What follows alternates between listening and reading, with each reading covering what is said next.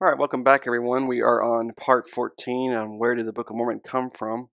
And as you can see, we have been making a lot of connections. We've been building a case, and it's a cumulative case, as you can see. There's a lot of circumstantial evidence. So we saw Solomon Spalding. He had written manuscript found. Sidney Rigdon, as was shown by several witnesses, was the thief and the plagiarist. And then we saw that the third piece of the evidence that fits the puzzle is that he did have foreknowledge of the coming of the Book of Mormon. But then, what is the connection between Sidney Rigdon and Joseph Smith? Did Smith and Rigdon know each other prior to Rigdon's conversion in November of 1830? That's what we want to examine today. So here's what Fairchild to Deming says. I think it's very interesting. Remember, he's the president of Oberlin College, and he's the one who writes, "The words manuscript story, Connie McCrick, are still on the paper in which the manuscript was wrapped when Mr. Rice first showed it to me in Honolulu, written with a pencil. Mr. Rice says these words were on the paper when he received it.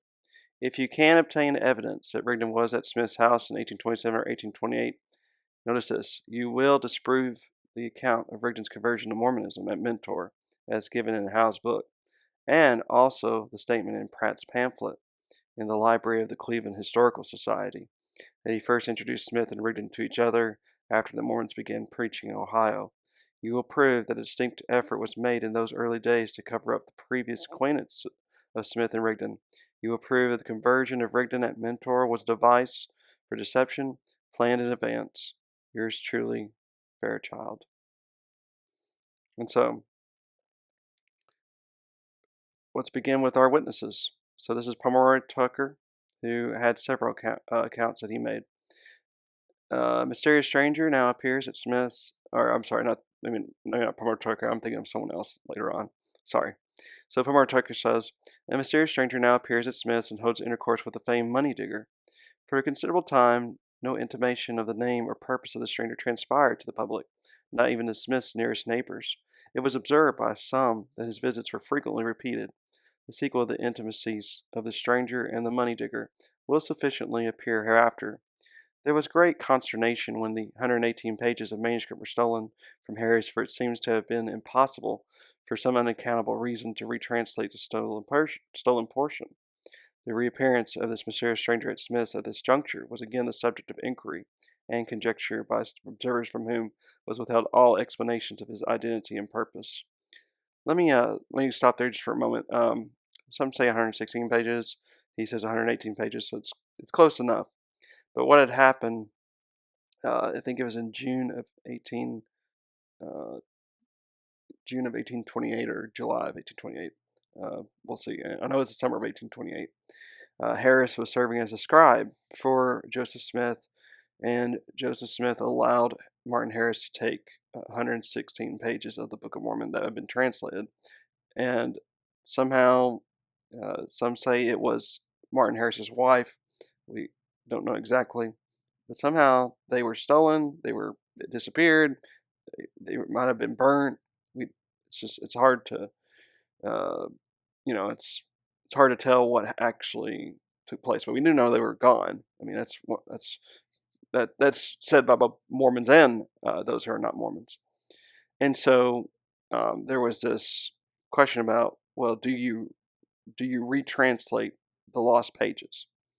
And so, very interesting enough, what Tucker is saying here is that Rigdon appeared again because he was obviously fetched for in Ohio, and he needed to help with basically restoring what had been lost. And that's very interesting.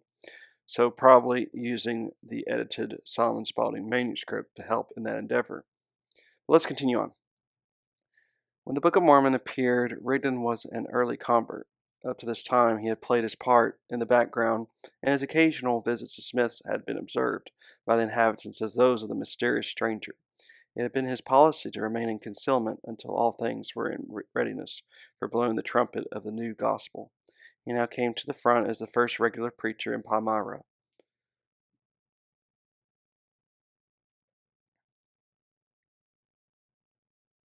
Then Mrs. Eaton says, early in the summer of 1827, a mysterious stranger seeks admission to Joe Smith's cabin.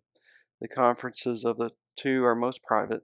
This person whose coming immediately preceded a new departure in the faith was Sidney Rigdon, a backslidden clergyman, then a Campbellite preacher in Mentor, Ohio.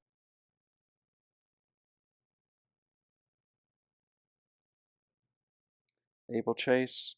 I, Abel D. Chase, now living in Palmyra, Wayne County, New York, make the following statement regarding my early acquaintance with Joseph Smith and the incidents about the production of the so-called Mormon Bible.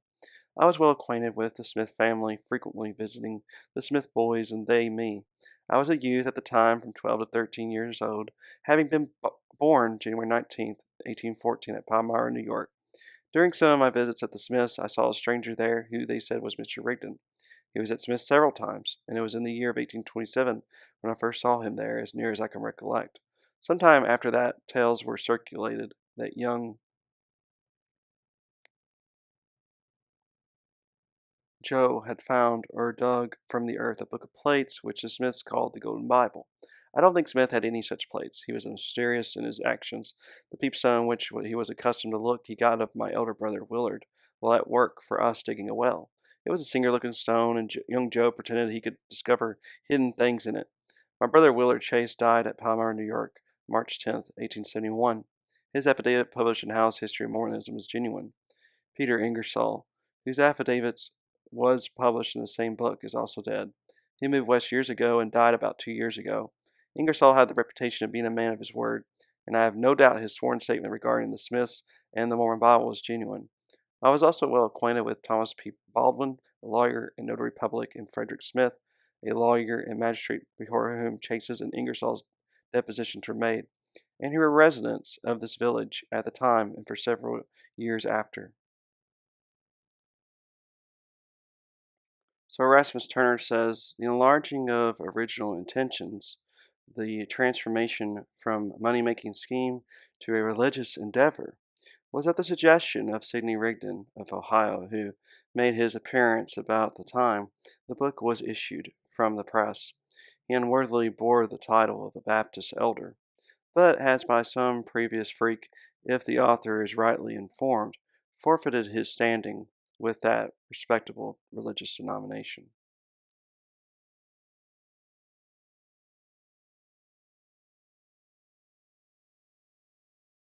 S.F. Anderwick says, I was born in New York State near the Massachusetts line, May 7th, 1809. In 1812, my parents moved to a farm 2 miles from the village and into the township of Palmyra, New York.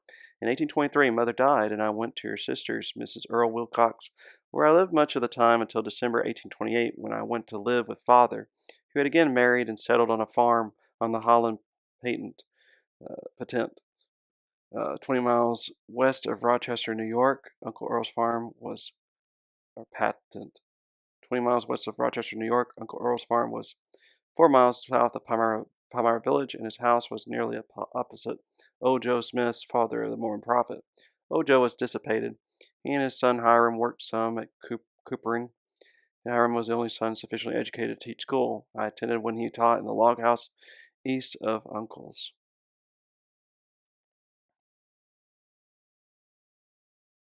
He also taught in the Stafford district. He and Sophronia were the most respected of the family, who were not much thought of in the community. They cleared the timber from only a small part of their farm, never paid for the land. They tried to live without work. I have often heard the neighbors say they did not know how the Smiths lived. They earned so little money. Farmers who lived near the Smiths had many sheep and much poultry stolen. They often sent officers to search the premises of the Smiths for stolen property. They usually found the house locked. It was said the creek near the house of the Smiths was lined with the feet and heads of sheep. Uncle's children were all sons, and they played with Smith's younger children. I associated much with Sophronia Smith, the oldest daughter, as she was the only girl near my age who lived in our vicinity.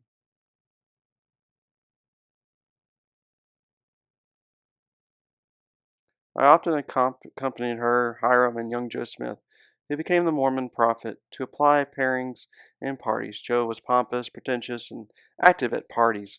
He claimed when a young man he could tell whether lost or hidden things and treasures were buried or located with a forked witch hazel. He deceived many farmers and induced them to dig nights for chest of gold when the pick struck the chest.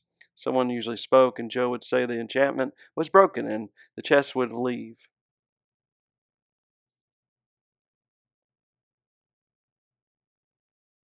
Willard Chase, a Methodist who lived about 2 miles from Uncle's while digging a well, found a gray smooth stone about the size and shape of an egg. Sally, Willard's sister, also a Methodist, told me several times that young Joe Smith, who became the Mormon prophet, often came to inquire of her where to dig for treasure.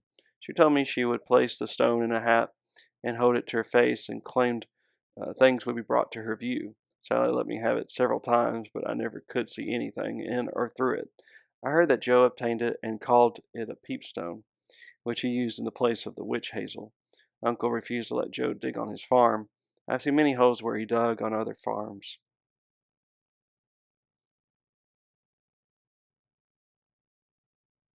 When Joe joined the Presbyterian Church in Palmyra Village, it caused much talk and surprise as he claimed to receive revelations from the Lord. He also claimed he found some gold plates with characters on them in a hill between uncles and fathers, which I often crossed. Several times I saw what he claimed were the plates, which were covered with a cloth. They appeared to be 6 or 8 inches square. He frequently carried them with him.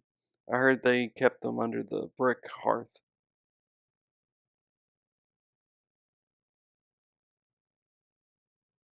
He was from home much summers. Sometimes he said he had been to Broome County, New York, and Pennsylvania several times while I was visiting Sophronia Smith at Old Joe's house. She told me that a stranger who I saw there several times in warm weather and several months apart was Mr. Rigdon.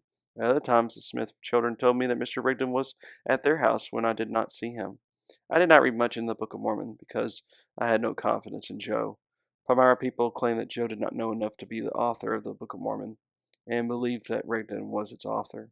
I was acquainted with most of the people about us and with Martin Harris. On my way to California, I stopped in Salt Lake City from July 1852 until March 1853. I received much attention from Mormon ladies because I was acquainted and had danced with their prophet. This is S.F. Anderwick.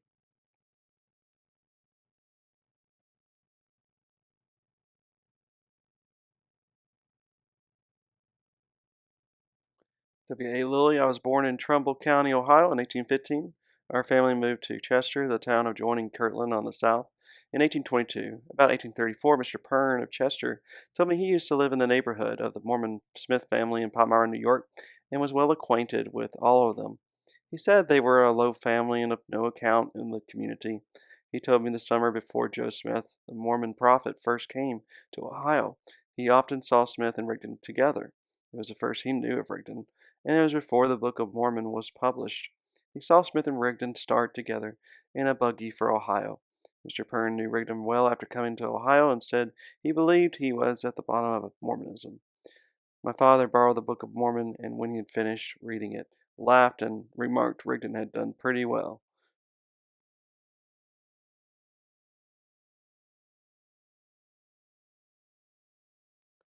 Lorenzo Saunders. Here's the man that I was talking about that wrote several statements. Last evening, I had about 15 minutes conversation with Mr. Lorenzo Saunders of Reading Hillsdale County, Michigan. He had been gone about 30 years from the Palmyra area. He was born south of our village in 1811 and was a near neighbor of the Smith family. Knew them all well. Was in the habit of visiting the Smith boys. Says he knows that Rigdon was hanging around the Smiths for 18 months prior to the publishing of the Book of Mormon or the Mormon Bible.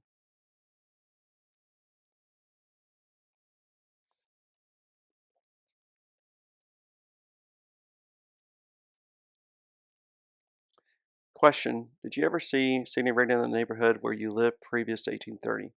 Yes, in March 1827, I went over to Joe Smith's to eat maple sugar, and as I went over, I saw about 20 rods from the house 5 or 6 men standing and talking.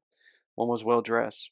Did you know their names? Yes, it was Peter Ingersoll, Samuel Lawrence, George Proper, the old man Rockwell, father of Porter Rockwell, and the well dressed man. They stood 10 rods from the road. When I got to the house, Harrison Smith told me that it was Sidney Rigdon, the well dressed man.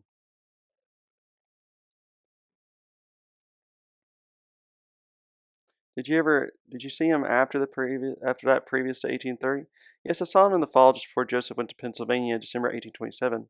Peter Ingersoll and I met him in the road between Palmyra and Ingersoll's.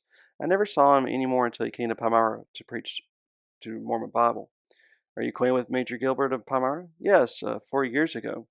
I went to Palmyra to see my brothers, and I met Gilbert. He wanted to know if I remember seeing Sidney Rigdon in that neighborhood, previous to 1830 when he come preaching the Mormon Bible.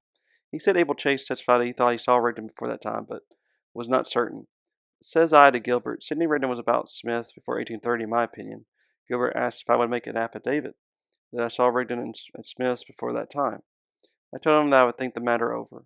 After a while, I think I told him I would. After I got home a while, I received a letter from Cobb of Salt Lake. Gilbert wrote to Cobb and gave him our address. I wrote to Cobb the next spring. Gilbert wrote to me, I think, in November after I returned home, asking why I did not answer Cobb's letter. While I was writing answer to Cobb's first letter, my house caused fire and it burned up everything I had, and there was no insurance, lost $1,000. I was sometime thinking the matter over before riding to Cobb, and during that time, my house burnt. It had been a long time since those transactions, and it was difficult to fix dates. But I have it now, so I can tell it right now. I have read the statements of Peter Ingersoll and Samuel Lawrence. Lorenzo Saunders. Mr. Gregg, dear sir, I received your note ready at hand and will try to answer the best I can and give all the information I can as respecting Mormonism and the first origin. As respecting Oliver Cowdery, he came from Kirtland in the summer of 1826 and was about there until fall and took a school in the district where the Smiths lived. And the next summer he was missing, and I didn't see him until fall, and he came back and took our school in the district where we lived and taught about a week and went to the school board and wanted the board to let him off, and they did, and he went to Smith and went to writing the Book of Mormon and wrote all winter. The Mormon says it wrote there, but I say it was because I was there. I saw Sidney Rigdon in the spring of 1827, about the middle of March. I went to Smith's to eat maple sugar, and I saw 5 or 6 men standing in a group, and there was one among them better dressed than the rest. And I asked Harrison Smith who he was, and he said his name was Sidney Rigdon, a friend of Joseph's from Pennsylvania.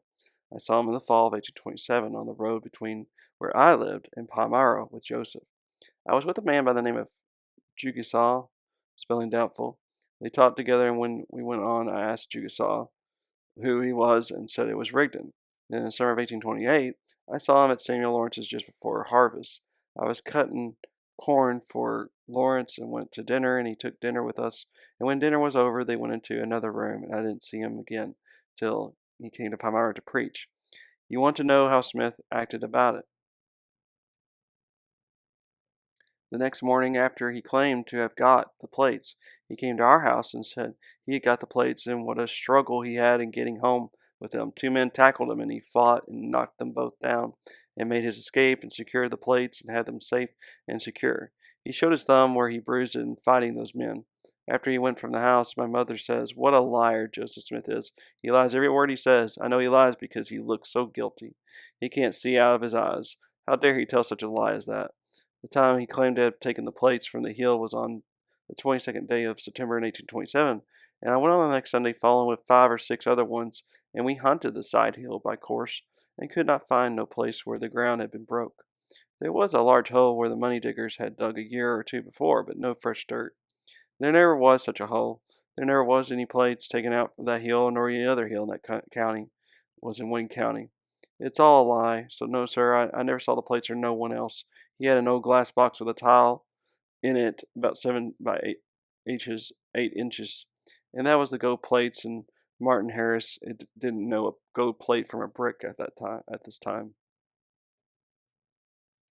Smith and Rigdon had an intimacy, but it was very secret and still, and there was a mediator between them, and that was Cowdery. The manuscript was stolen by Rigdon and modeled over by him, and then handed over to Cowdery. And he copied them, and Smith sat behind the curtain and handed them out to Cowdery. And as fast as Cowdery copied them, they was handed over to Martin Harris, and he took them to Egbert Grandin, the one who printed them, and Gilbert set the type. I never knew any of the 12 that claimed to have seen the plates except Martin Harris and the Smiths. I knew all the Smiths. They had not much learning. They was poor scholars. The older ones did hear to Joseph Smith. He had a peepstone. He pretended to see in it. He could see all the hidden treasures in the ground and all the stolen property. But that was all a lie. He couldn't see nothing. He was an impostor. I now will close. I don't know as you can read this. If you can, please excuse my bad spelling and mistakes. Yours with respect, from Lorenzo Saunders.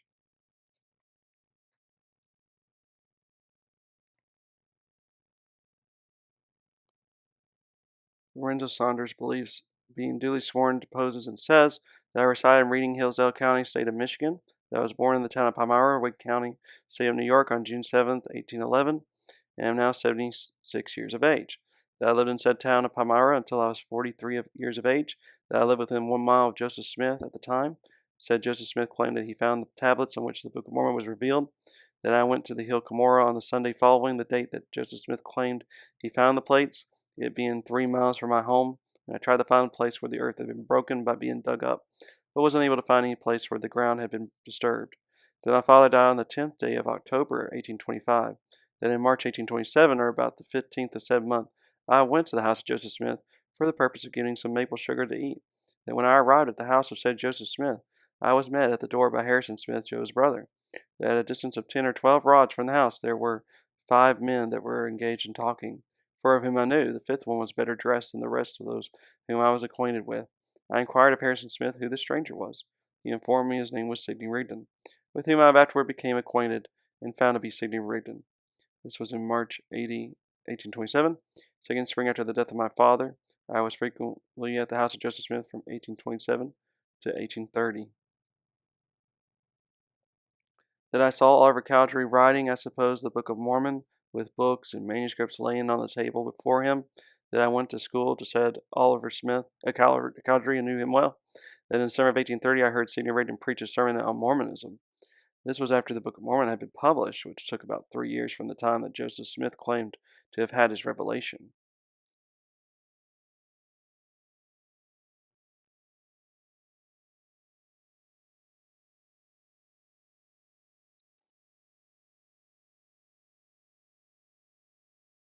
And Emily Coburn says, by this time my faith had grown weak in regards to changing her mind, and I thought it was best for me to go back to my brothers, and henceforth to let them alone.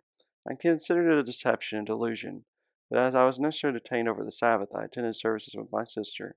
The discourse was delivered by Oliver Cowdery, an elder of the Mormon Church, and a witness to the gold plates, and after preaching, several were baptized, and the converts were increasing rapidly. For some time I had meetings daily, and also evenings the excitement was great, insomuch that many were overcome by the Spirit, and were seemingly unconscious of all around them.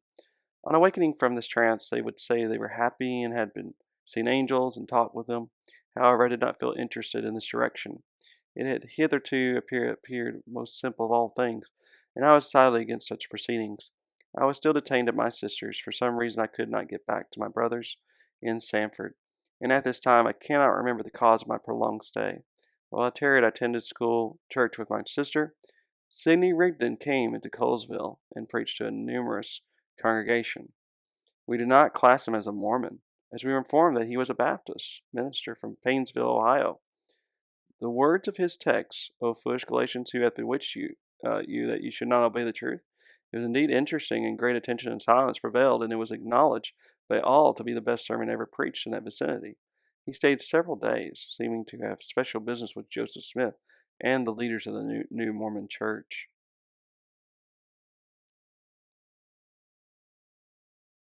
Now, here's the question we want to ask ourselves. Are there any gap windows where Rigdon could have gone off to meet Joseph Smith? So, what I'd like to do is present you a timeline. So, we're going to begin in 1821 and go all even the way to 1830.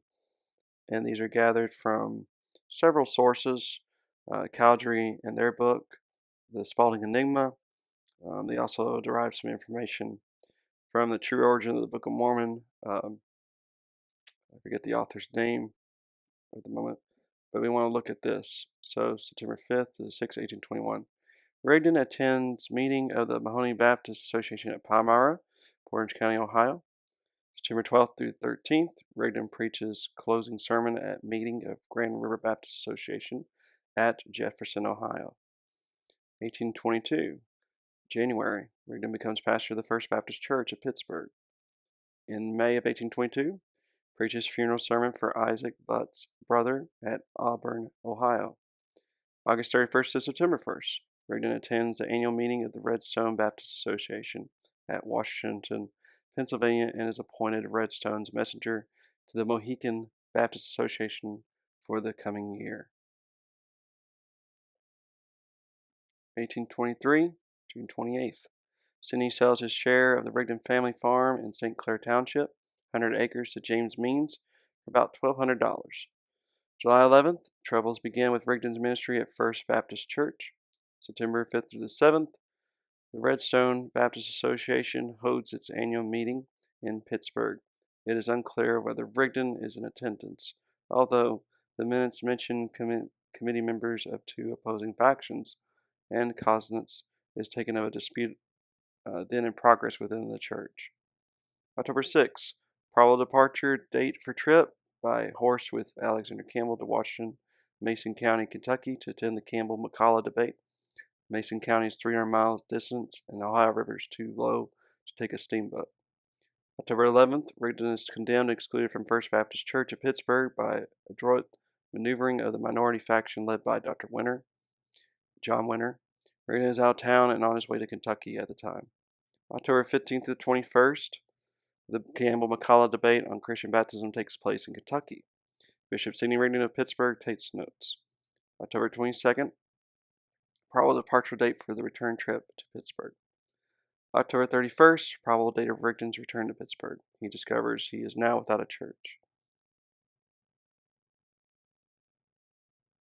1823 of November 2nd, Rigdon preaches to his followers in a rented room at the local courthouse. November through December, Rigdon petitions the Allegheny County Orphans Court in Pittsburgh to grant him guardianship of a minor child named David Ferguson, whom he has apparently brought back with him from Kentucky. The petition to the court would have had to be filed in November or December, because the petition was heard by the court during its January 1824 term.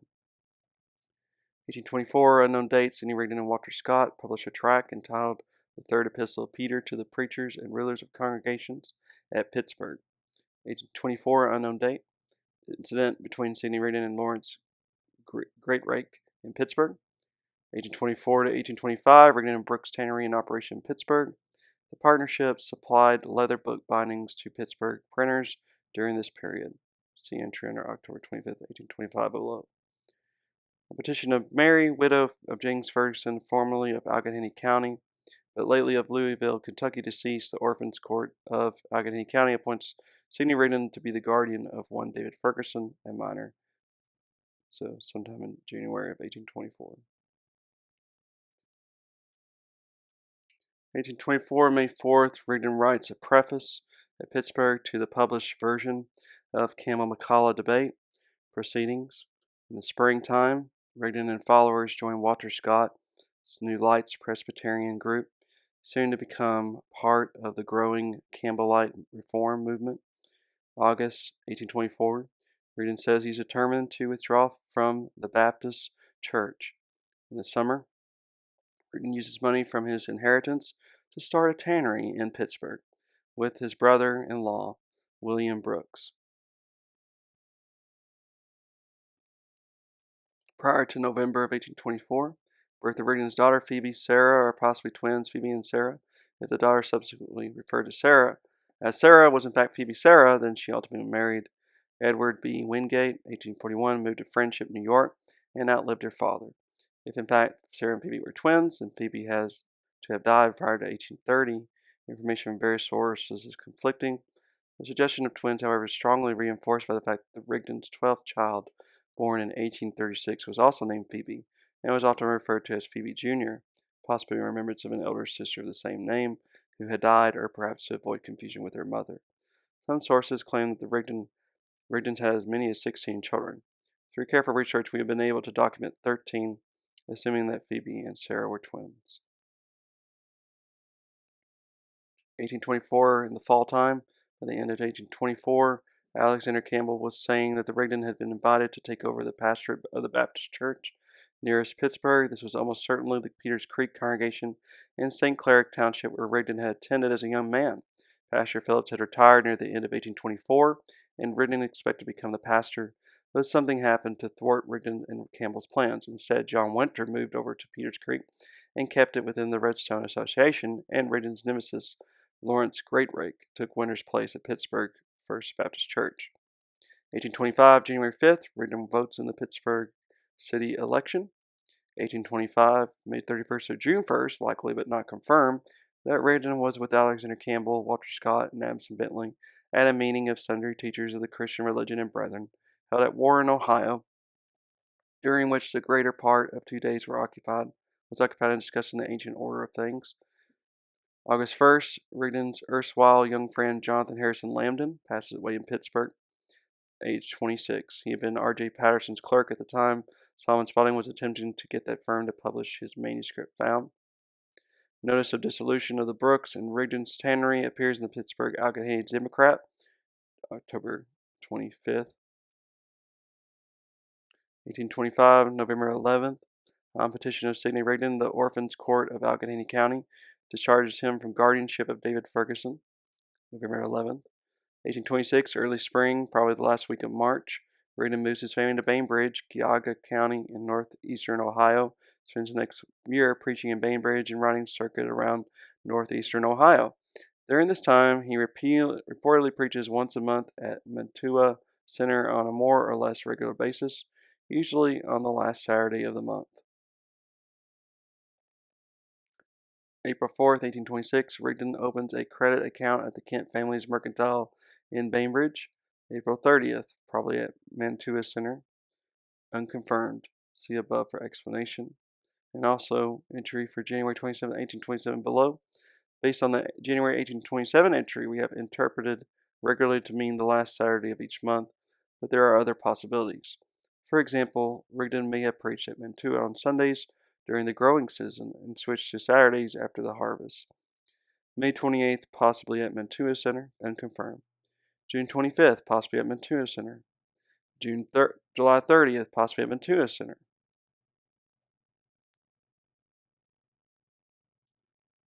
August 24th, Thursday. Rigdon preaches the funeral of Warner Godell and Mentor about 22 miles north of Bainbridge. Other sources mistakenly give the date of Godell's death and funeral of having been in June 1826.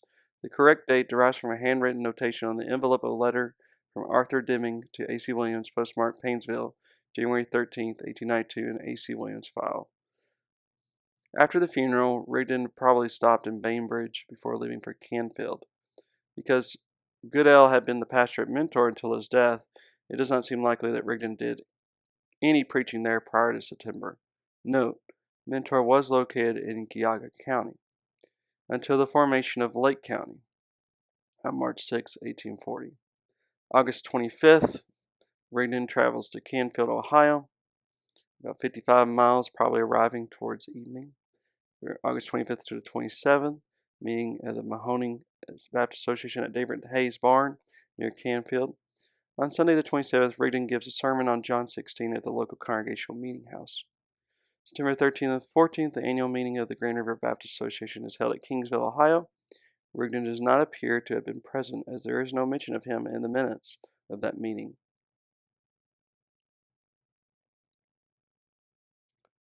September 30th, probably at Mantua Center. October 1st, if the hypothesis presented in this volume is correct, then Oliver's Cowdery's first encounter with Sidney Rigdon took place on or about this date during a tent meeting revival held at Greensburg, Ohio, about 30 miles east of Mantua Center and only a mile or so north of the farm of Oliver's cousin, Ambrose Cowdery Jr. If Cowdery was in Ohio at this time, he must have returned in New York soon thereafter because the school term began in late October, and we have already demonstrated that Oliver taught during the 1826-27 school year.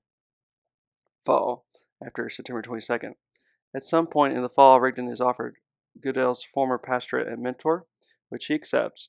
His first documented presence there is for a wedding on November 2nd, which suggests he was probably offered the position in October and began preaching regularly at Mentor that same month.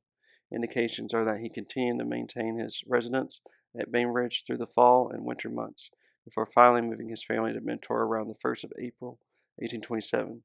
Alternatively, it's possible, even likely, that he moved his family into temporary quarters in Mentor while his house was being built, and that he continued to maintain his cabin in Bainbridge for use as an occasional and convenient stopover point in his regular travels between Mentor, Mantua, Warren, and other places in the area.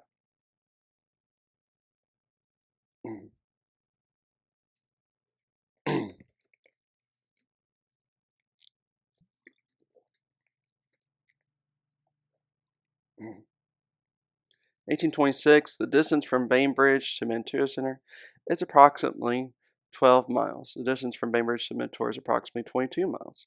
The distance from Mantua Center to Mentor via Bainbridge is approximately 34 miles.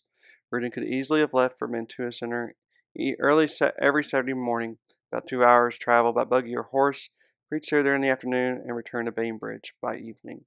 On Sunday, he could have left again early in the morning, traveled to Mentor about 4 hours, preached during the afternoon, and been home sometime after dark that night. Or he could have stayed over in Mentor and gone home the following day. Clearly, he was preaching at both places during his 1826-1827 residence at Bainbridge, and he continued to preach in both places after his move to Mentor, even though we are unable to produce a more specific schedule from the limited data available. So I just wanted to give you a map of what we're talking about here so you can kind of get an idea of where these places are. So you can see where Warren is on the east, and then going west, starting from the bottom to the top, Mantua Center, Bainbridge, and Mentor. October 28th, 1826, possibly at Mantua Center. October 29th, probably at Mentor, considering an impending wedding on November 2nd. November 2nd, marriage of John G. Smith and Julia Giles at Mentor. 5th of November, probably at Mentor, based on his presence there for the above wedding. November 25th, probably at Mantua Center, unconfirmed. 26th, probably at Mentor. December 10th, probably at Mentor, based on the fact that he records a marriage at Chardon a few days later. December 13th, Rigdon records the marriage of Smith and Giles, Geauga County Courthouse in Chardon, a distance of 12 miles from Rigdon's home in Mentor. Marriages were supposed to be recorded within 30 days, but the rule was often ignored. December 16th, probably at Mantua Center. December 17th, almost certainly at Mentor, based on December 13th above. December 23rd, probably preaches at Christmas sermon at Mantua Center. December 24th, probably preaches at Mentor.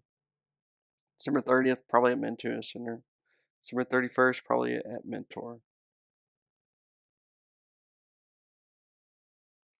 1827, January 27th. Reardon's regular once-a-month preaching at Mantua Center leads to formal organization of a church there on this date. Reardon becomes their stated, though not constant, minister. January 28th, probably at Mentor based on above. February, funeral of Hannah Tanner in Chester, Ohio. Exact date unknown. 24th, possibly at Mantua Center. 25th, possibly at Mentor. March 16th, Nancy Thompson, the Reardon's family live-in helper since 1824 in Pittsburgh, is married to Orrin Henry. The ceremony is apparently held at Chardon before Justice Canfield. It is not known why they did not have Reardon perform the ceremony. Now, remember, this is one of the witnesses who stated that um, she saw in the Rigdon's family home when she was there, because she was a helper with the children. She saw some kind of seance-like thing going on, which she reported. So just to let you know about that.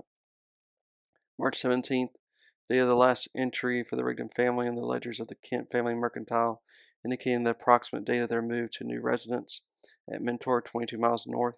Although no records seem to exist, Rigdon's preaching at Mantua probably became more regular after this. It seems possible that the Rigdon's 16-year-old niece, Amarilla Brooks, later Miss Amos Dunlap, accompanied the family to Mentor and remained with them for a time as Nancy Thompson's replacement. Once again, she is also one of the witnesses. 1827, March, April. We'll go ahead and no specific dates given, but most likely at some point after his move to Mentor from Bainbridge. Rigdon allegedly holds protracted meetings at Mentor during which he baptizes Nancy Perkins Stanford, uh, Mrs. Seth Sanford, William Dunson and wife, and others. Cornelius Smith and Smith, History of the Reorganized Church of Jesus Christ of Latter-day Saints. This information was provided to RLDS Elder Edmund Kelly by Nancy Perkins, South Sanford, Mantuit, Ohio, during the time Kelly lived at Kirtland. As Kelly lived at Kirtland between 1884 and 1891, as Mrs. Sanford died in February of 1887, this information dates from between 1884 and 1887. Unfortunately, either she failed to mention her maiden name, Perkins, and to provide him with the specific date of her baptism, which seems unlikely, or for some reason he deliberately chose to omit both from his report.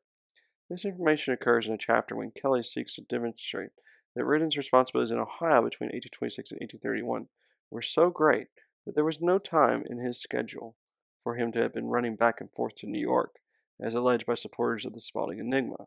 This lack of specificity suggests Kelly, who seems to have had no qualms about distorting evidence, could well have been trying to cover up something that went on during these very critical months. In this light, it is important that all mentions of Rigdon's supposed protracted meetings at Mentor during these 2 months derive from Kelly's reference as cited above. Now, it is at this time, remember we were asking our question, is there any gap window to which Rigdon could have gone to see Joseph Smith? And it is Lorenzo Saunders that claims to have seen Rigdon at this window in time.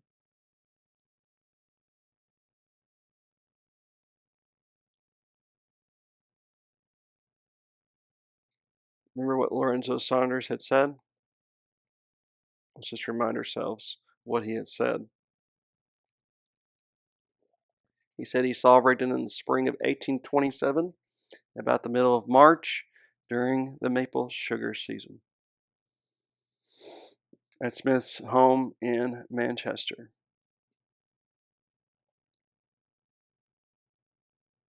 Again, about the middle of March 1827, Rick was with Smith, making plans. Seeing a better dressed man, Lorenzo Saunders asked who he was. Harrison Smith replied that it was Sidney Rigdon, a friend of Joseph's from Pennsylvania.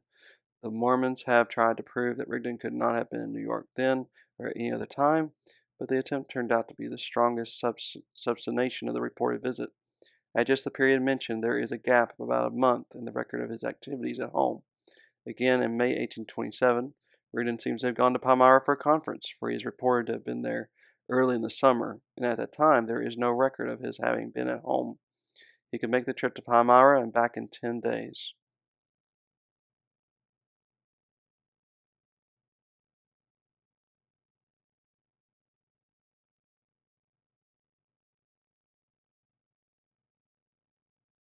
As far as can be determined, there is no other supporting documentation for Kelly's claim.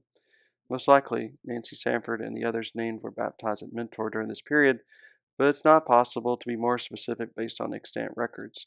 If these baptisms occurred in March, then Rigdon's activities for the remainder of that month and all of April cannot be accounted for.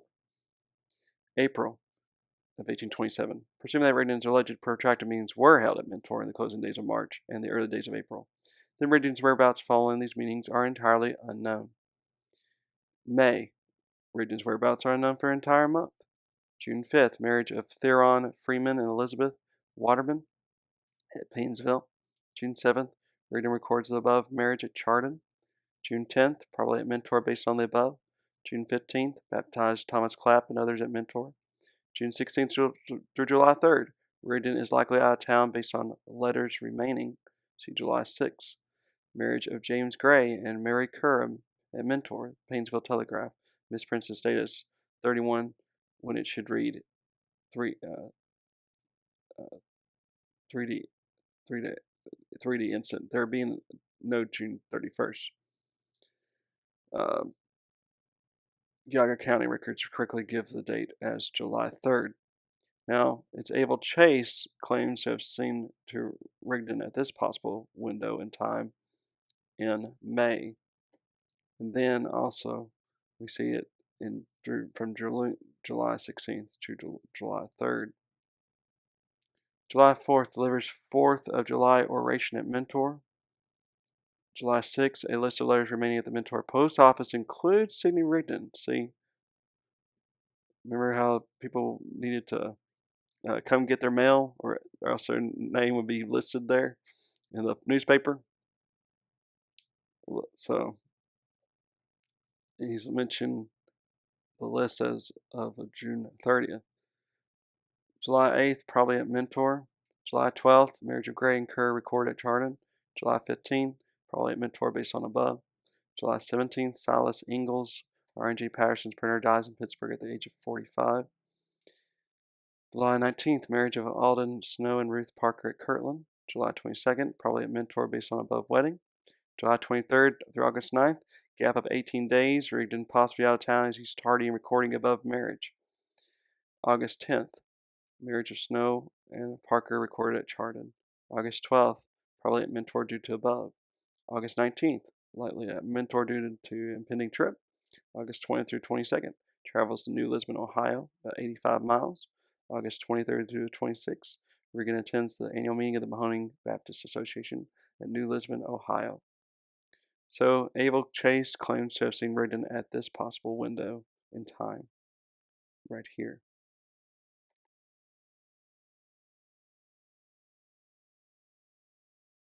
August 27th to the 28th, probable return travel to Mentor.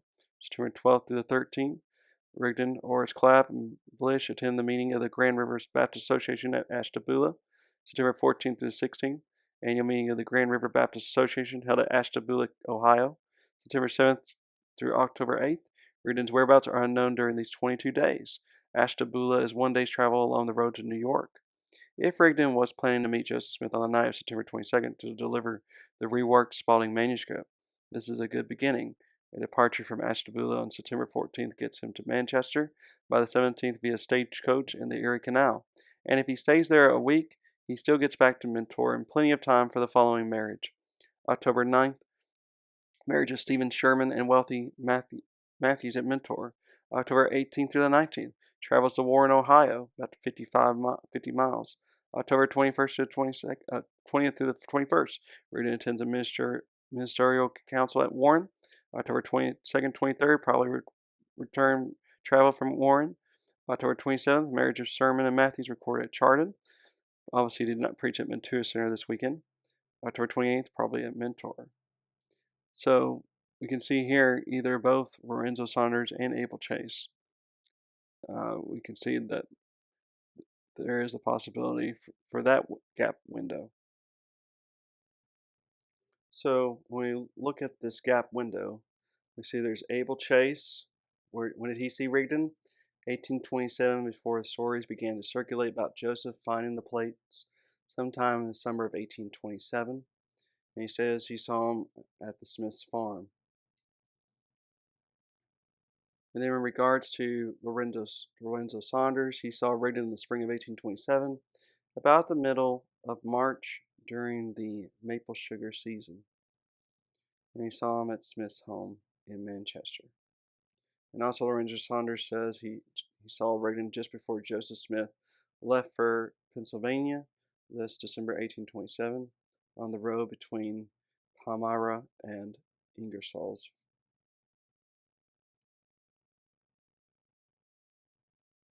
All right, keep on going. So November 18th, Rigdon holds a series of revival meetings at New Lisbon, about 80 miles southeast of Mentor, at which 17 persons were immersed.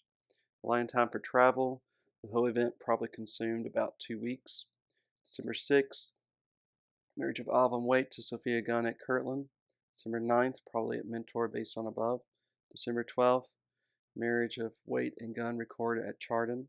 December 13th, marriage of Cottrell and Odes at Concord Township near Painesville. December 14th through January 3rd, Rigdon may have remained a Mentor over the holidays, although it's possible he was out of town. In any case, he does not record the above wedding at the Chardon Courthouse until January 8th. See the following. Perhaps the delay was due to bad weather common along the lakefront at that time of year. 1828. Alexander Campbell is listed as pastor of Peters Creek Church during this year. January 4th to the 5th, Rigdon attends Grand River Bible Society meeting at Painesville. January 6th, probably at Mentor. January 8th, Rigdon records the marriage of Cottrell and Odes at Chardon. 1828, January 9th through the 27th. This period encompasses encompasses the 8, some sources say 10 days of the so-called Siege of Warren, probably held January 18th through 27th, which involved Rigdon, Alexander Campbell, Addison Bentley, Walter Scott, James Mitchell, and others. It was during this event that most of Addison Bentley's congregation was converted to the Campbellite movement. February 1st through the 11th, quarterly meeting of the Mahoning Baptist Association at East Fairfield, Ohio. The meeting commenced at candlelight on the 1st and continued for 10 days. February 14th, marriage of Harrington and Corning at Mentor. Rigdon did not record this marriage until March 31st. February 17th, probably at Mentor. March, Rigdon travels to Steubenville, Ohio, distance of 140 miles, to visit fellow Campbellite Walter Scott, and remains with him for about a week. They preach in Nelson and Windham, Ohio. Afterwards, Rigdon, Addison Bentley, and Walter Scott apparently traveled together to Bentley's home at Warren, 85 miles north of Steubenville.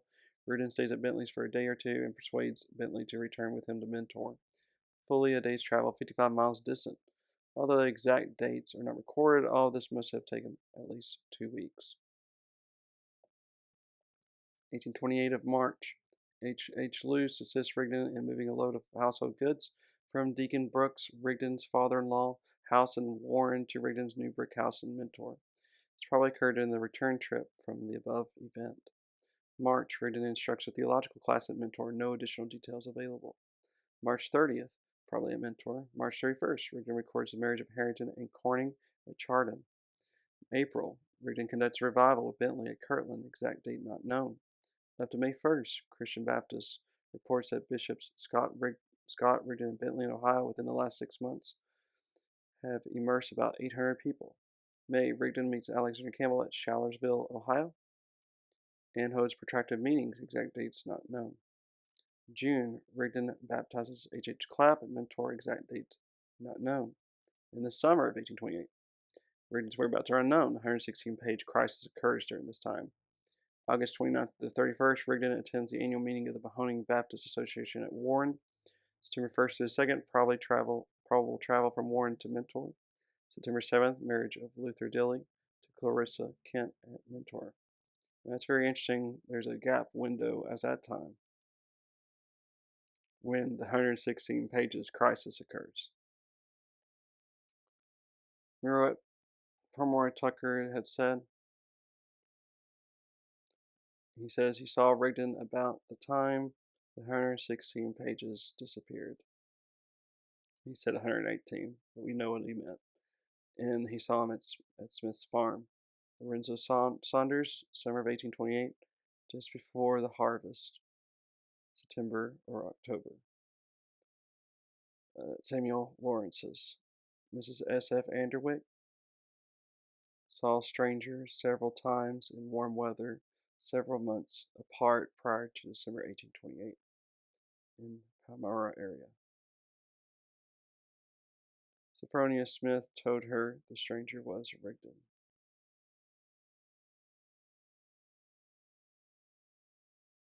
September 10th through 11th, the Grand River Baptist Association meeting at Perry, Ohio, votes to withdraw fellowship from the Painesville and Mentor churches. According to Grand River minutes, Rigdon was not present at this meeting. September 18th, marriage of Notcher Corning to Phoebe Wilson at Mentor. September 19th to October 11th, Rigdon possibly out of town as he is tardy in recording marriages of September 7th and 18th. So October 12th, probably Mentor due to his presence in Chardon on October 13th. Rigdon records the marriages of September 7th and 18th at Chardon. October 14th to December 31st, whereabouts unknown, 79 days. January 1st, 1829, marriage of Church Hill and Fosdick at Concord Township near Painesville.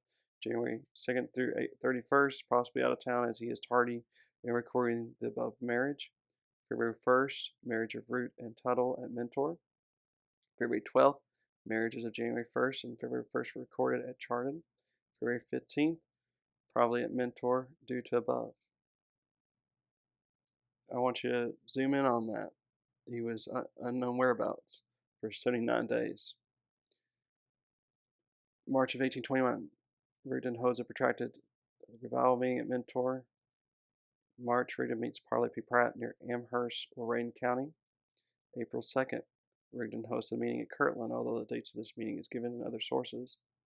As April 12th, such a date is clearly impossible in light of the following. The most reasonable assumption is that 12 is the typographical error, and that 2 is the correct date. April 3rd, Rigdon travels to Mantua Center. April 4th, Rigdon preaches at Mantua Center. April 5th, Rigdon travels to the home of Reverend Walter Scott in Canfield. April 6th through 11th, Rigdon and Scott travel to East Liverpool, from there to Cincinnati via the Ohio River. Alexander Campbell probably joins them on the boat at Weirton, Virginia, about 20 miles downriver. April 13th through 21st, Rigdon attends a debate between Robert Owen, Community Society advocate, and Alexander Campbell on evidences of Christianity at Cincinnati. April 22nd through the 29th, return trip to Mentor, probably via the same route. In May, Lyman White hears Rigdon preach and is baptized, apparently at Warrensville, Ohio. Exact date not given. June of 1829, summer revivals conducted sometimes independently, sometimes in concert by Rigdon, M.S. Clapp, William Collins, and others in the north central Ohio area. Churches were begun by Rigdon in Birmingham, Erie County, Elyria, Lorain County, and Hampden, Geauga County. Dates are uncertain because of the absence of church records. Hampden is located about 15 miles southeast of Mentor. Erie and Lorain counties are some distance west of Cleveland. June, Rigdon holds a 3-day meeting at Mentor, or Chardon, with Collins and Bentley. July 1st, Rigdon organizes a church group at Perry, Ohio. July 2nd through August 6th, whereabouts unknown, 35 days. August 7th, official founding of the church at Perry, at which Rigdon is present. August, Rigdon baptizes Mrs. Lyman White. Exact date and location not given. August 13th, marriage of John Strong and Anna Eliza Moore at Kirtland. August 16th, Rigdon probably at Mentor based on his presence there for the above wedding. August 28th through the 30th, Rigdon attends the annual meeting of the Mahoning Baptist Association held at Sharon, Pennsylvania, just across the state line from Youngtown, in Warren, Ohio, at which he delivers the opening prayer. More than 1,000 people assembled. September 1st to 2nd, Rigdon probably travels from Sharon to Mentor, perhaps stopping off for a few days at his in-laws' home at Warren. September 11th through the 13th, Rigdon holds a 3-day revival meeting at Mentor. J.J. Moss is baptized. So, just want you to recognize there's a gap of about 35 days unknown. Remember what W.A. Lilly had said? Saw Rigdon summer before Joseph Smith came to Ohio and before the Book of Mormon was published. Thus, 1829, she saw him in the Palmyra area. This is a second-hand testimony from Mr. Pern. September 14th, 1829, marriage of Darwin Atwater and Harriet Clapp performed at Mentor. Marriage of Strong and Moore recorded at Chardon. September 27th, possibly at Mentor based on his presence in the area several days later. October 1st to the 5th, Rigdon is at Perry, Ohio, where he performs the marriage of Joe Roberts and Relief Bates on Thursday the 1st and preaches on Sunday the 4th. October 7th, marriages of Atwater Clapp and Roberts Bates are recorded. Autumn of 1829. The remainder of October through mid-November, after the harvest and before the winter weather sets in, Rigdon goes on a mission to Elyria in Lorain County and on to Huron County, within 75 miles of Mentor.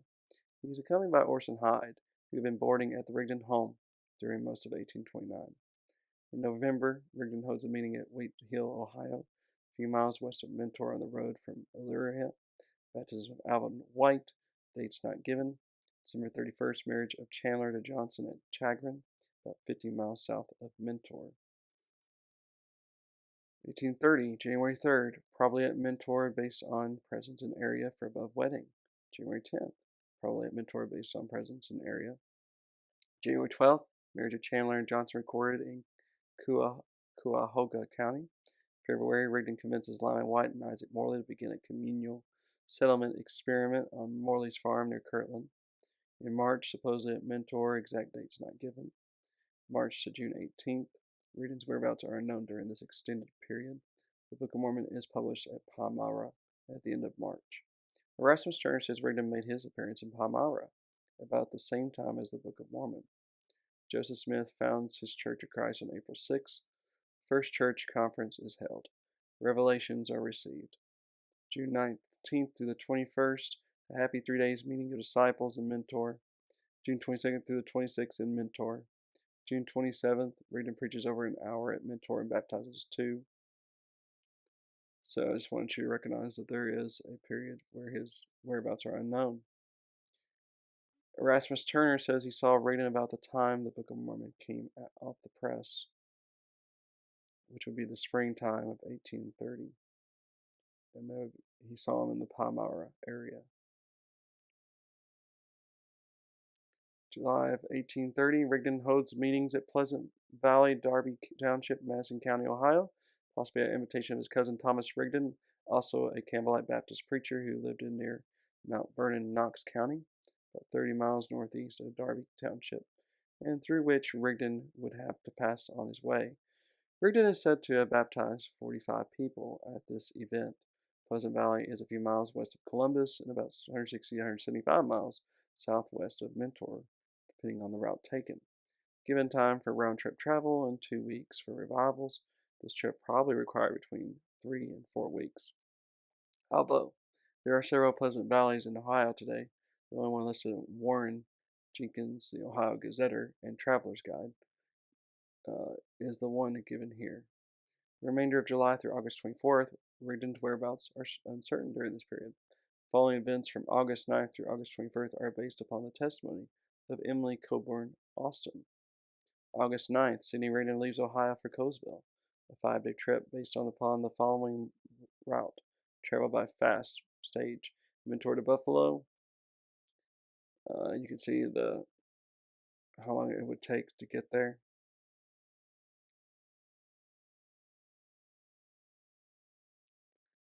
And so, thus, Rigdon could have easily have made the trip in 5 days, leaving early in the morning on Monday, August 9th, and arriving in Colesville late in the day on Friday, the 13th.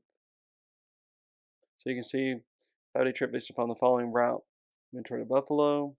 Start was Cleveland and Buffalo mail coach, daily 200 miles, 40 hours. 2 days, Buffalo to Syracuse. Based upon that, 155 miles, about 30 hours. And then 2 days, Syracuse to Binghamton to Colesville, 90 miles, which would be 24 hours. So Emily Austin says she saw Rigdon mid-August of 1830 and saw him at Colesville, New York. She attended a sermon preached by him.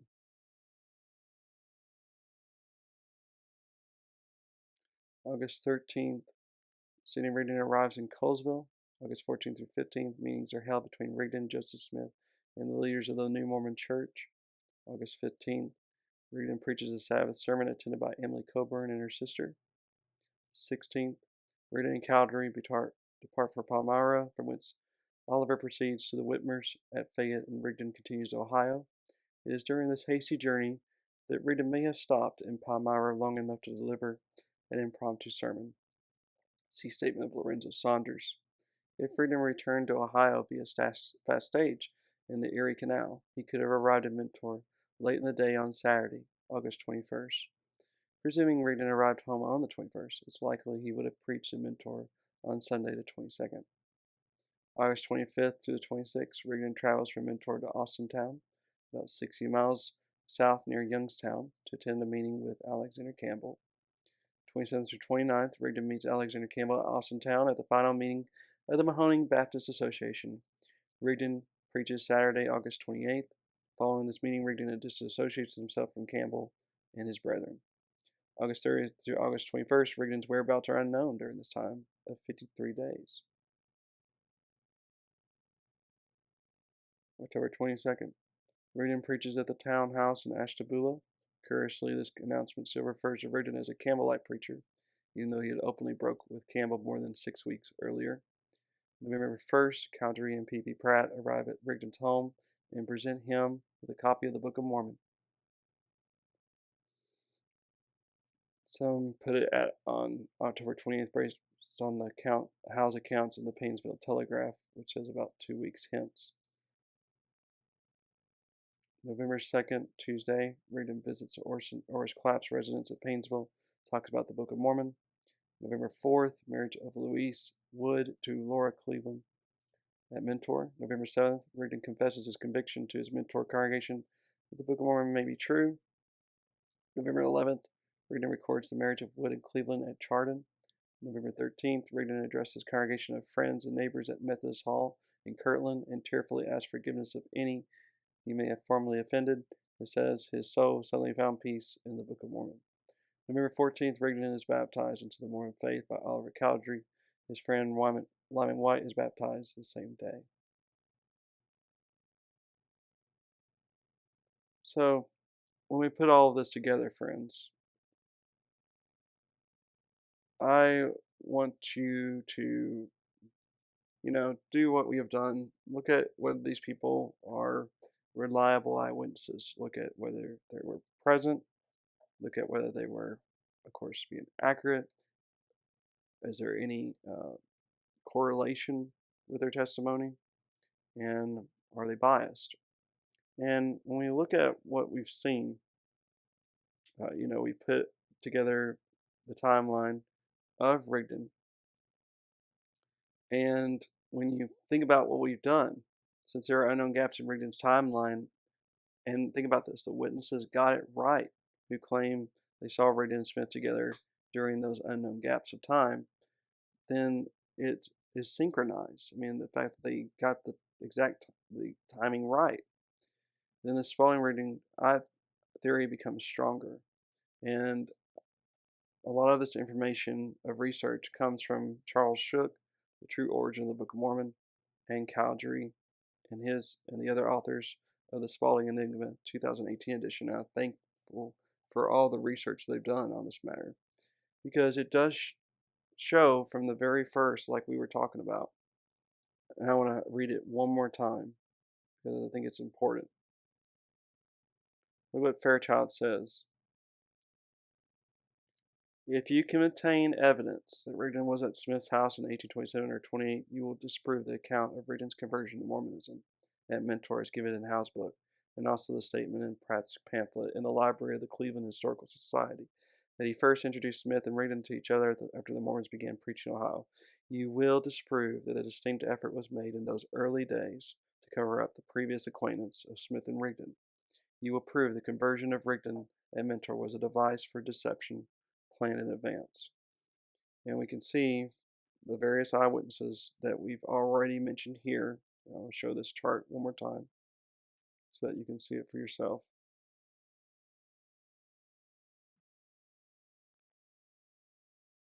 So you can see we got quite a few, right? And so, I will let you be the judge of this matter. So once again, we're getting closer and closer to, I believe, unraveling the mystery. And I just want you to know that there's a lot more to go. And so I'd like for you to join me next time for more as we seek to do that. Thank you very much.